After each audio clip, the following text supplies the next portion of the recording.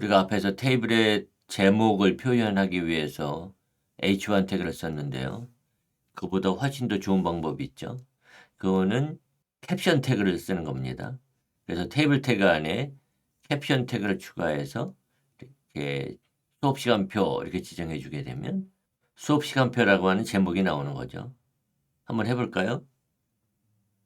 기존의 lospan.html 파일 안에다가 캡션 해가지고 수업 시간표 이렇게 지정해 줄 수 있습니다. 그러면 이제 요 h1 태그가 좀 필요 없겠죠? 얘를 삭제하고 저장하겠습니다. 그리고 페이지 새로 고침을 하죠. 그럼 이제 수업 시간표라고 하는 테이블에 타이틀이 추가됩니다. 테이블과 컬럼의 폭이나 간격을 조정할 수도 있습니다. with 애트리뷰트에는 테이블이나 각 셀의 폭을 지정해 줄 수 있습니다.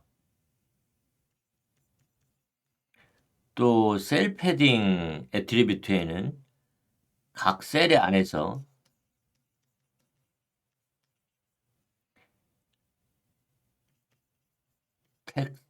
텍스트와 셀 사이에 간격을 지정해 줄 수 있고요.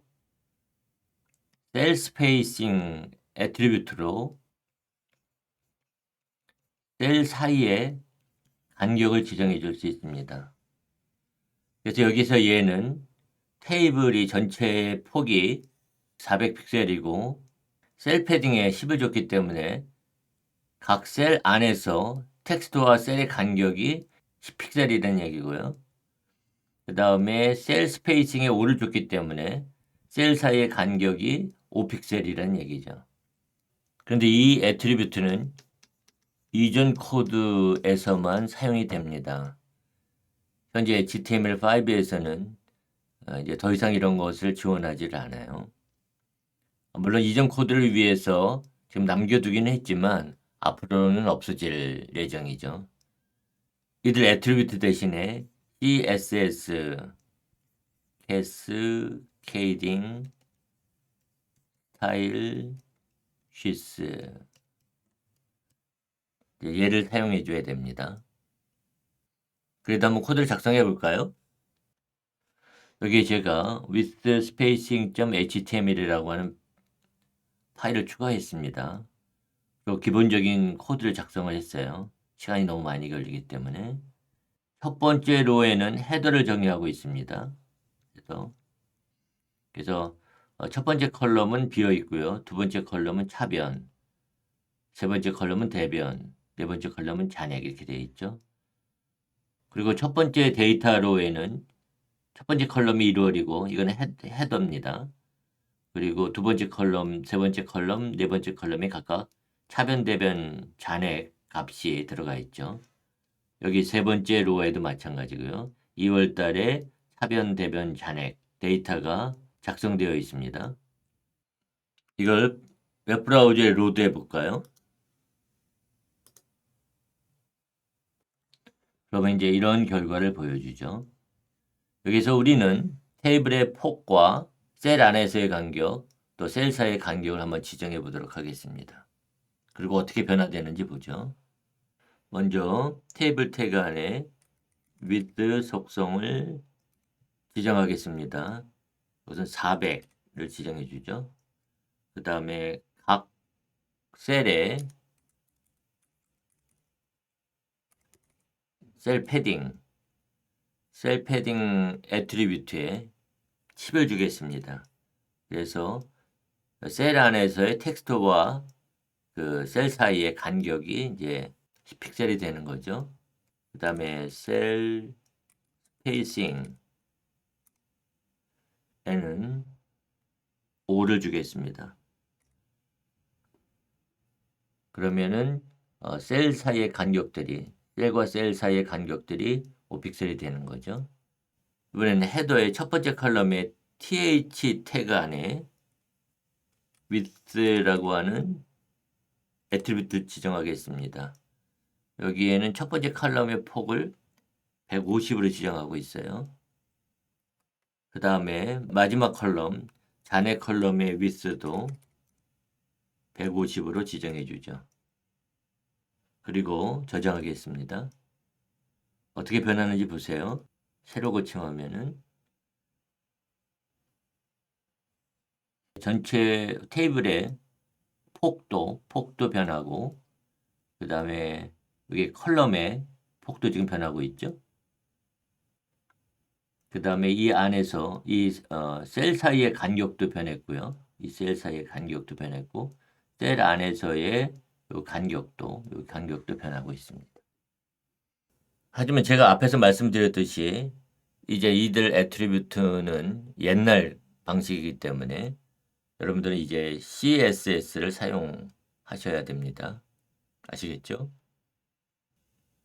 우리가 지금까지 작성한 테이블에 경계선이 없어서 좀 불편했었잖아요.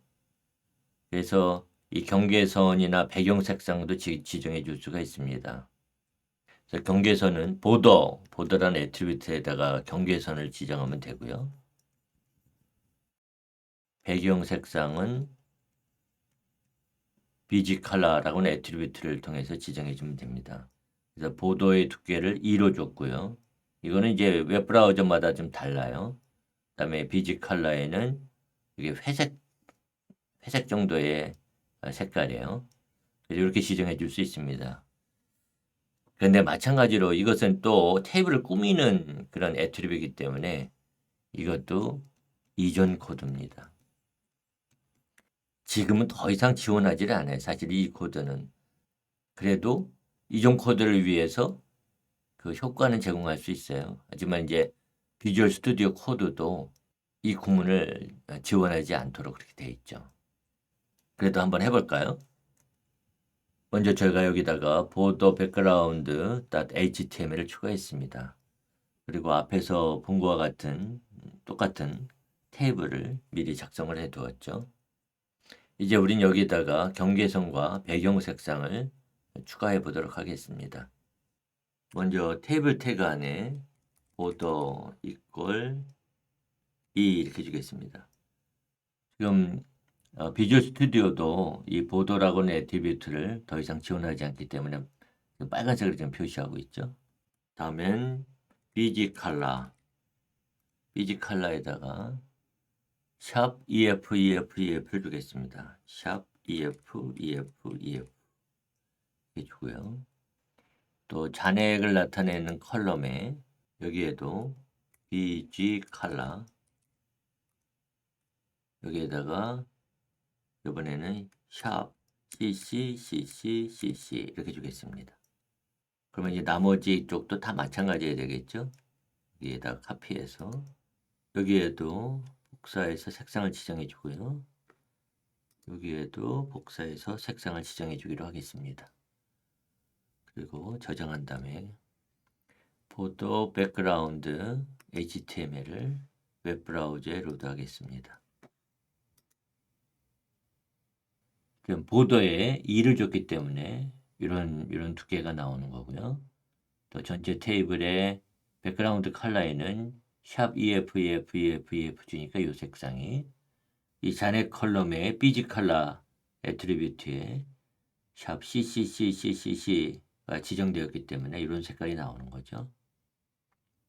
이들 애트리뷰트들은 아직까지 지원하고 있지만 앞으로는 없어질 예정이기 때문에 여러분들은 이제 CSS를 사용하셔야 됩니다.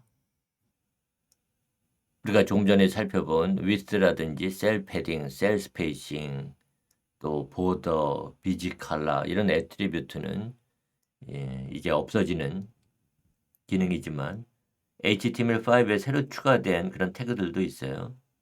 여기에 T-head, T-body, T-foot 이런 태그들은 긴 표, 롱 테이블을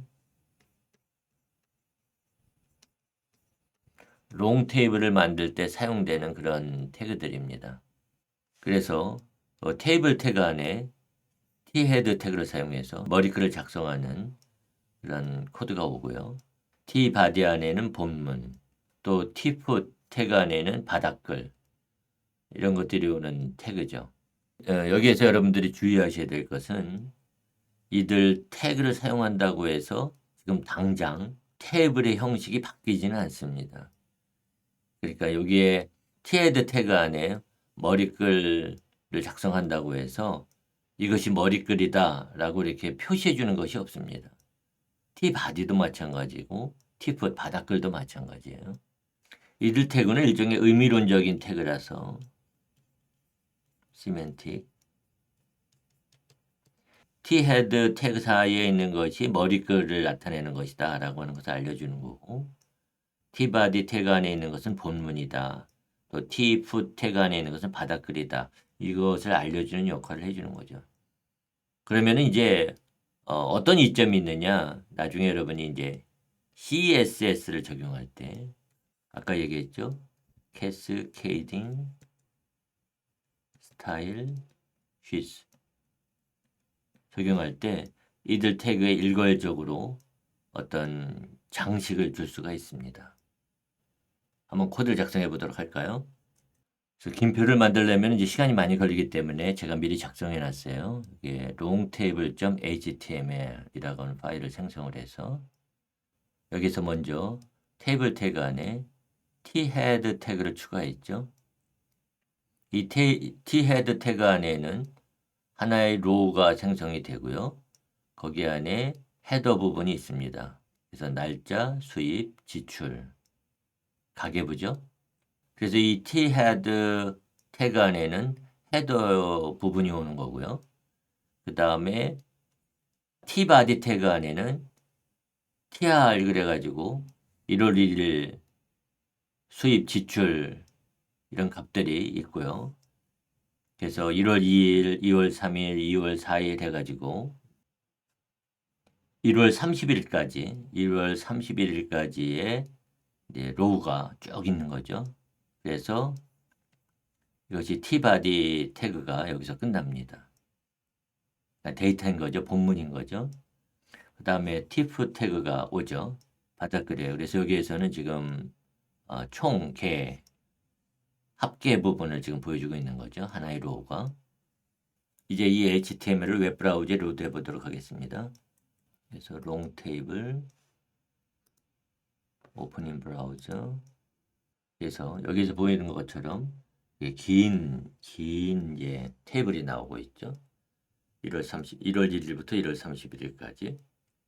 그리고 여기에는 합계 부분이 좀 있고요. 여기엔 지금 타이틀이 있죠. 근데 실상을 보면은 tHead, tBody, tFoot 태그를 사용한다고 해서 뭐 모양에서 변하는 것은 하나도 없습니다. 그래서 이번에는 우리가 CSS를 좀 잠깐 사용해서 이 모양을 좀 변경시켜 볼까요? 여기에 제가 아직 CSS를 우리가 배우지 않았기 때문에 그냥 주석 처리를 해놨습니다. 그래서 제가 이 주석을 해제를 해주면 헤드 태그 안에 스타일 태그를 추가했고요.